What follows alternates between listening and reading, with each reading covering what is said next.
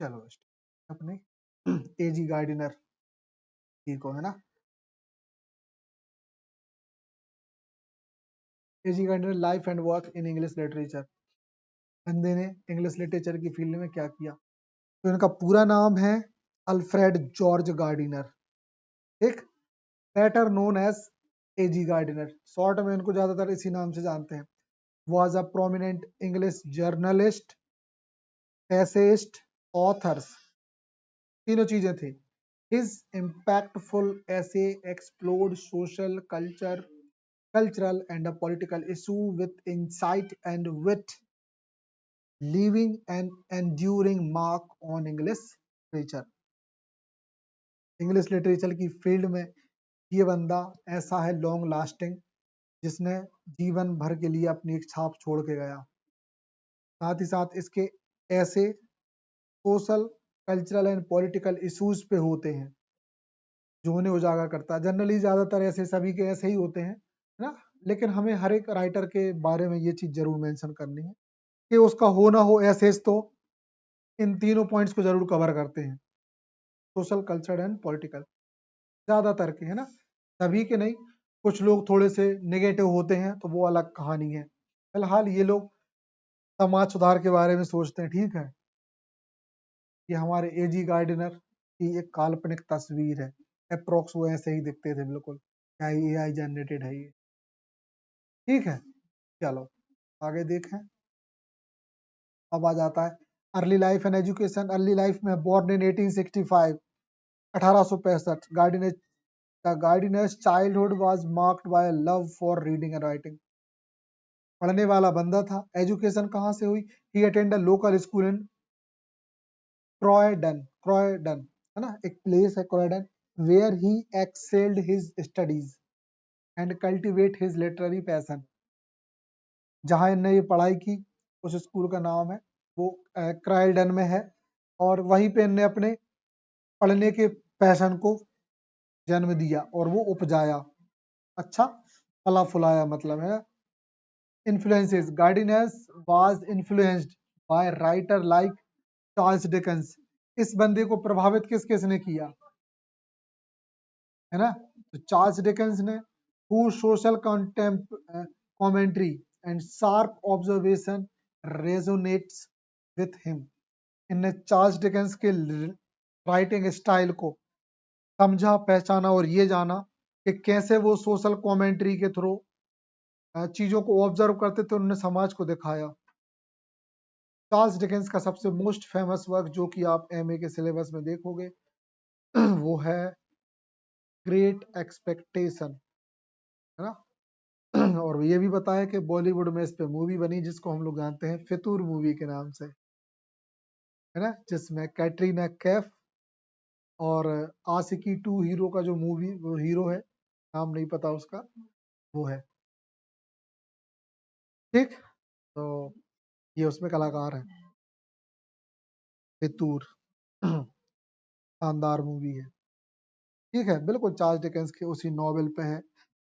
पिप character है, Stella के role में कैटरीना कैफ है, और के जो जीजा है वो भी है, सारी कहानी है ना। लेडी हैविशम भी है। लेडी हैविशम के कैरेक्टर में तब्बू, तब्बू हीरोइन है, मूवीज में आती है सारी, नेगेटिव रोल करती हैं फिलहाल वो, ना, और स्ट्रॉन्ग हीरोइंस है वो। अच्छा, चलो उस मूवी के दर्शन करा दें। गोविंदा की मूवी है कुली नंबर 1, उसमें एक करिश्मा कपूर होती है और दूसरी वही होती है। अरे राजा बाबू मूवी जो है ना, राजा बाबू है शायद वो, राजा बाबू, ये हो गया। अब देखें गार्डिनर्स राइटिंग स्टाइल एंड थीम्स। क्या इनका राइटिंग स्टाइल था और कौन कौन सी थीम पे बंदे ने लिखा। तो पहले देख लें प्रोज का स्टाइल। तो प्रोज स्टाइल में क्या है? Prose was elegant, lucid, infused and wit, making his essay both engaging and thought provoking. है ना? तो कुछ वर्ड्स आ गए हैं, इनको जरा नोट डाउन कर लो। चलो ठीक है। एलिगेंट, लुसाइड एंड इन्फ्यूज मतलब संचारपूर्ण, स्पष्ट अर्थ का, और क्या है इन्फ्यूज्ड, इसका का संचार है ना। एलिगेंट है सुरुचिपूर्ण, ठीक है। तो ये इनका स्टाइल है लिखने का। विट मतलब होता है समझदारी या बुद्धिमत्ता, ठीक है। अब हम देखें ह्यूमर। ह्यूमर मतलब होता है मजाक। प्रोवोकिंग मतलब किसी चीज को उकसाने वाला, प्रोवोकिंग, उकसाना, प्रोवोक करना, उकसाना। थॉट प्रोवोकिंग मतलब विचारों को उकसाने वाला, थॉट प्रोवोकिंग, ठीक।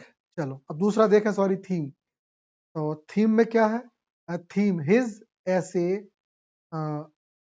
हिज ऐसे एक्सप्लोर डाइवर्स थीम, डाइवर्स मतलब बहुत प्रकार के, है ना, इंक्लूडिंग इंडिविजुअल, और साथ ही individual responsibility and social justice and human condition and the nature of mortality.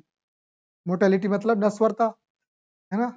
हाँ, इन इमोर्टल मतलब होता है अनस वो अमर, और मोर्टल मतलब होता है नश्वर, ठीक है। तो ये समाज के मतलब व्यक्तिगत जिम्मेदारी और सामाजिक न्याय और मानव परिस्थितियां और नेचर ऑफ मोर्टेलिटी और नश्वरता के नेचर को बताने का इनने काम किया है। इनका वर्क सिर्फ ये on the rule of the road अकेला नहीं, बहुत सारे ऐसे हैं जो इस चीज को बताते हैं। क्योंकि अपने को एक बात तो अच्छी समझ में आ रही है कि अभी हम जो राइटर्स देख रहे हैं ना, ये बहुत गहराई से लिख रहे हैं। अभी तक हमें जो राइटर मिल रहे हैं शानदार लिख रहा है, ठीक। फिर हम देखें third, humour. He often employed humor to highlight his observation and often a unique perspective on societal issue. अक्सर वो क्या करते हैं कि ह्यूमर को हाईलाइट करते हैं, काय के थ्रू, ऑब्जर्वेशन और ऑफन यूनिक पर्सपेक्टिव, चीजों को अलग ही नजरिए से देख के। इसका सबसे शानदार एग्जांपल देखो, ये यूनिक पर्सपेक्टिव से सोशल इशू को देखते हैं। इसका सबसे शानदार एग्जांपल हमारा जो ऐसे आएगा ना, on the rule of the road. On the rule of the road है, इनने एग्जाम्पल रोड का लिया, लेकिन वास्तव में पता है वो वर्क किस चीज पे बात करता है? वो बात करता है लिबर्टी पे, कि इंसान की स्वतंत्रता किस हद तक मायने रखती है। हाँ, थोड़ा थोड़ा हमने बात करी है इस पे, ऐसे पे, तुम जब पढ़ेंगे तो पूरा अच्छे से समझ में आएगा, पूरा टेक्स्ट देखेंगे ये तो, ठीक। तो ये मतलब उनका मजाक मजाक में बता देना, है ना। एक दादी का एग्जांपल लिया, दादी का, दादी ऐसी खड़ी रहती है बीच रोड पे, ऐसे ऐसे ऐसे चलती है बीच पे तो ठीक है, तो ये मजाक बना दिया उनने, लेकिन उन्हें सिखाना चाहा कि दादी अब भाई को दूसरा ट्रक ठोक के चलो जे तुम्हें ज्यादा इठलाव ने, ठीक, सीधी सी बात। नाउ द फिलोसफी, है ना, दर्शन शास्त्र। तो गाइडनेस ऐसे were rooted in the strong sense of humanism, मानववादिता से उनके ऐसे हैं, वो स्ट्रॉन्ग रूटेड मतलब जड़े हुए हैं बहुत अच्छे से। And a belief in the inherent worth of every individual. Inherent मतलब वंशानुगत कहलाता है ना। तो इनमें ये विश्वास वंशानुगत तरीके से बहुत पहले से इनके पास व्यक्तिगत रूप से ये चीजें गढ़ी हुई हैं। बहुत सोचते हैं ह्यूमन कंडीशंस के बारे में, वंशानुगत, है ना। चलो ठीक है, ये हो गया guidance writing style and the themes. अब देखें career as a journalist and essayist, इसको थोड़ा सा रीड, ठीक।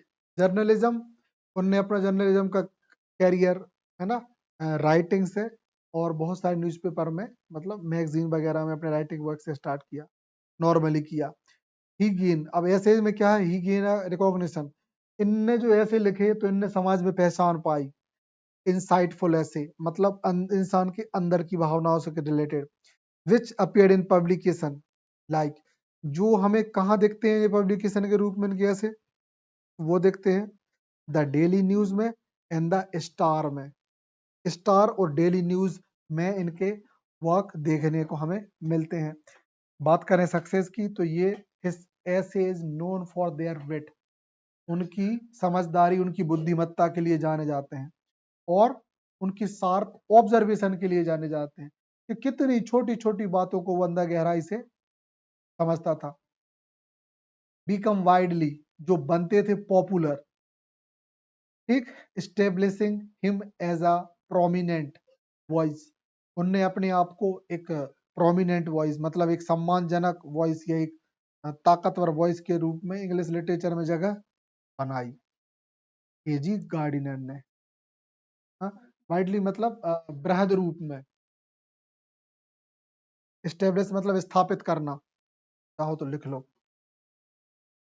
आगे बढ़े है ना। The importance of the individual, किसी भी व्यक्ति के व्यक्तिगत रूप में उसकी क्या महत्ता होती है वो देखें। तो इंडिविजुअल मतलब व्यक्तिगत, इंडिविजुअल मतलब होता है व्यक्तिगत, मतलब हाँ एक व्यक्तिगत रूप में एक व्यक्ति की महत्ता।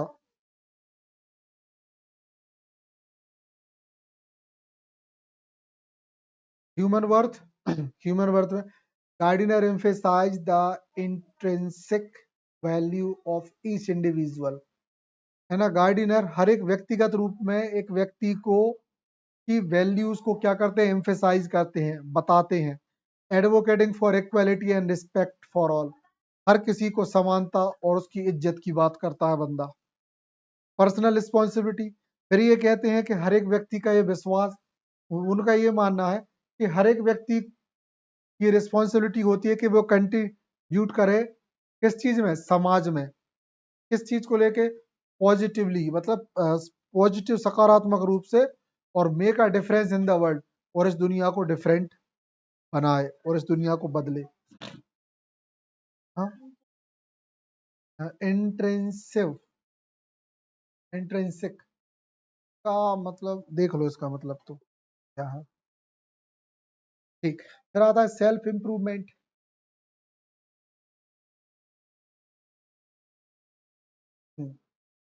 Gardiner encourage personal growth, self improvement में गार्डिनर बोलते हैं कि एक इंसान को अपने पर्सनल ग्रोथ पे ध्यान देना चाहिए, एंड सेल्फ रिफ्लेक्शन पे, बिलीविंग पे, and that continuously development was essential for leading a fulfilling life, और किस चीज पे ध्यान देना चाहिए, अपने जीवन को फुलफिल करने और उसको डेवलप करने पे।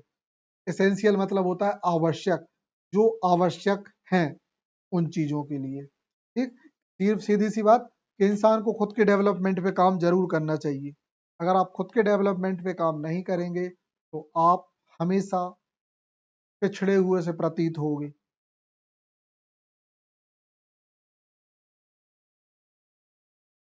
हाँ, नहीं, वो आवश्यकता होती है। एसेंशियल मतलब ये अत्यंत आवश्यक कहलाता है। फुलफिल मतलब पूर्ण, वो करना नहीं, आवश्यकता पूर्ण करना, पूर्ण रूप से लिख लो, या पूर्णता, या पूर्ण अकेला लिख लो, है ना, जो भी लिखना हो, पूर्णतः, पूर्ण रूप से।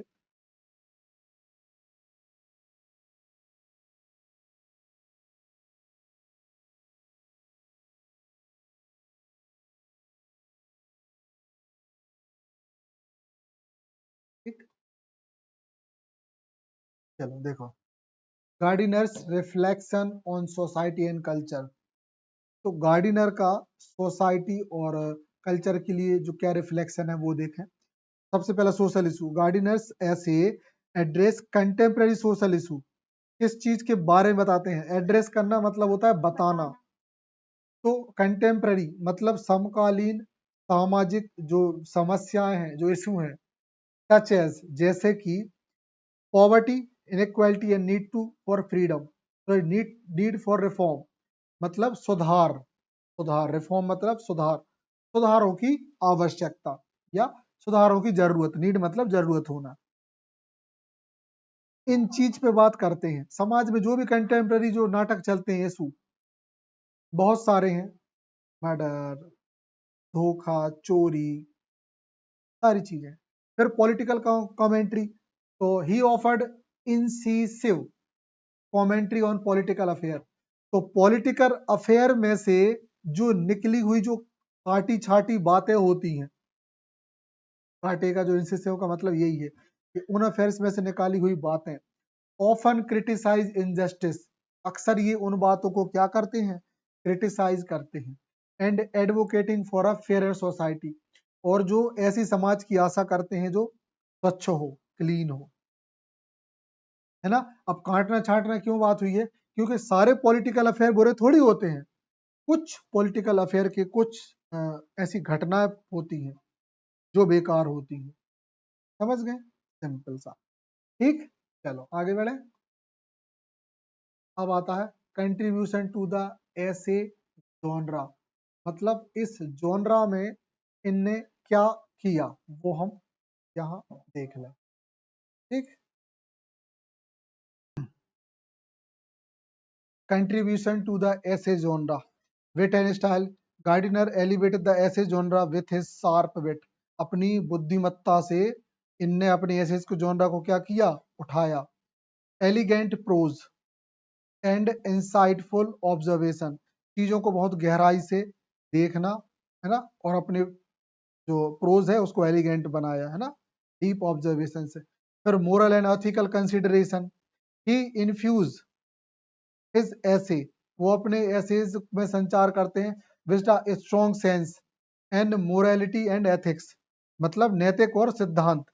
ठीक है, प्रॉम्प्टिंग रीडर टू रिफ्लेक्ट, उत्साह से रीडर्स को, ये रीडर्स के लिए ये रिफ्लेक्ट किया जाता है ऑन देयर वैल्यू, अपनी वैल्यूज को, एंड रिस्पॉन्सिबिलिटी को, कि वो अपनी जिम्मेदारियों को जाने।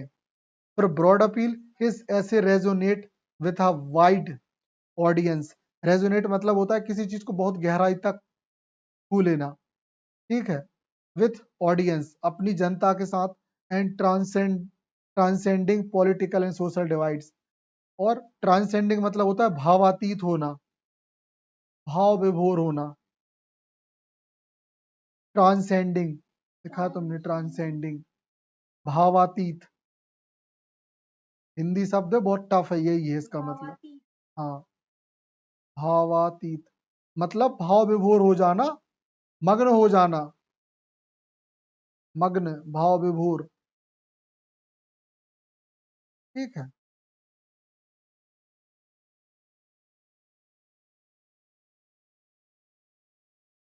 तो ये अपने ऐसे के थ्रू इंसान को बिल्कुल एकदम पॉलिटिकली एंड सोशली चीजें जो डिवाइड, मतलब चीजों को डिवाइड करते हैं और एक इंसान को, ऑडियंस को उतनी गहराई तक ले जाते हैं इनके ऐसे।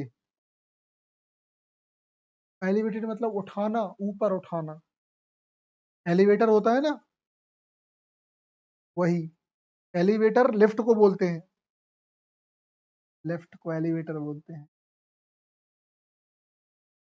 फिर इन्फ्लुएंस ऑन कंटेम्प्ररी राइटर, ये किन किन राइटर से प्रभावित हुए, ये देख लो, ज्यादा इंटरेस्टिंग चीज है।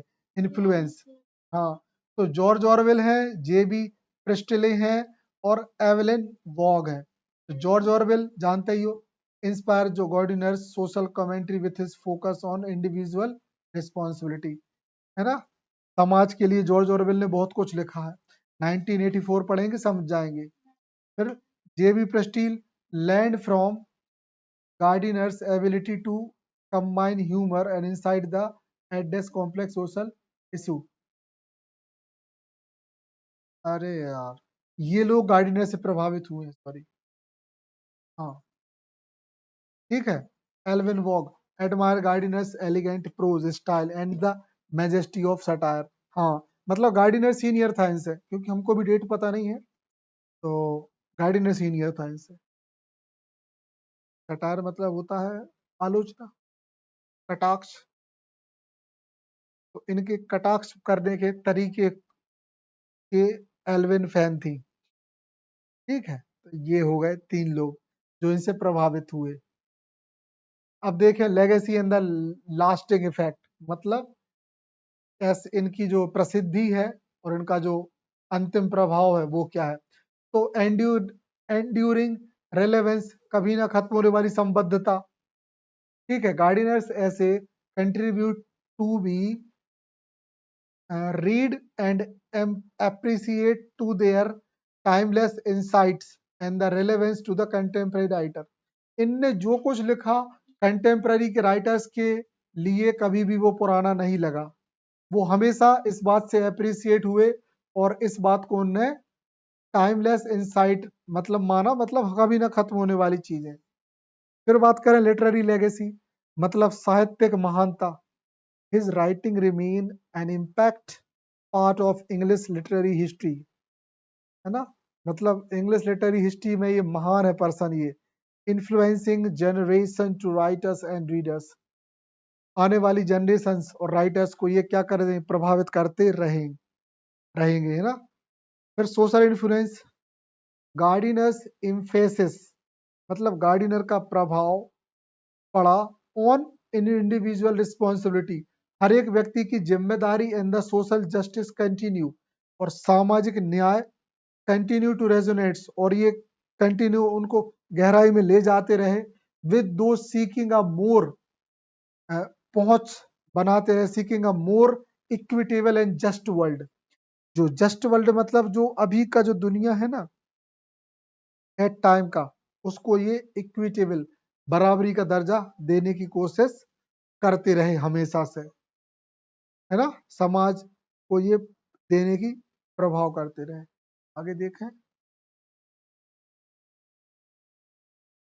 हाँ ये लास्ट है, ऐसे और कर लें फिर वो कर। एनालाइजिंग गार्डिनर्स वर्क, देखिए खास खास वर्क क्या है, तो prophet priest and king, this collection of essay, अच्छा ये इनका वर्क है, प्रॉफिट प्रीस्ट एंड किंग्स, ये वर्क का नाम है। ठीक है, तो हिज दिस कलेक्शन, ये कलेक्शन है ऐसे, इसका collection of essay explore the nature of power, authority and the role of individual in the society. नाम से समझ में आ रहा है, प्रॉफिट मतलब होता है, वो होता है प्रॉफिट, जहाँ प्रॉफिट मतलब होता है जो नुमाइंदे होते हैं ना ईश्वर के, फरिश्ते, ये वीडियो से लिख लेना, है ना, फरिश्ते, पुजारी और राजा। तो power, authority and the role of individual society के बारे में बताया। फिर pillar of society, in this collection Gardiner examine the foundation of social order and the responsibility of individual within it. एक व्यक्ति की क्या जिम्मेदारी होती है, समाज के ऑर्डर्स क्या होते हैं, है ना, उनकी फाउंडेशन क्या है, ये सब इनने एग्जामिन किया, परखा, जाना। And the law and the insight of the cup, है ना, हाँ ये कप नहीं है, ये कप ही है, ये वर्क है। This collection focus on the human condition, exploring theme of faith, faith मतलब होता है विश्वास, आस्था, doubt and the search for meaning, है ना, अर्थ की तलाश, डाउट, शंका, और फेथ और विश्वास, इन सब के बारे में इनसाइट ऑफ द कप के वर्क में लिखा है। तो हमें बड़े बड़े वर्क कलेक्शंस के नाम इनने बता दिए। तो on the rule of the road के अलावा भी इनने ऐसे ऐसे महान वर्क लिखे। ठीक, तो ये जो कुछ वर्ड्स हैं लिख लेना बाद में। प्रॉफिट तो लिख ही लो, चलो प्रॉफिट जो है, फिर इसके साथ ही स्लाइड खत्म करें, ये काम का वर्ड है ना, प्रॉफिट, प्रॉफिट नहीं, प्रॉफिट, ये होता है अल्लाह के क्या बोलते हैं हम, क्या बोलेंगे यार, फरिश्ते। ठीक,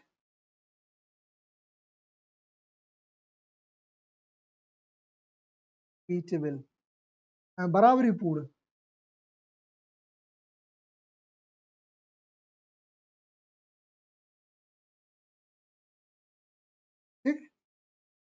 स्लाइड को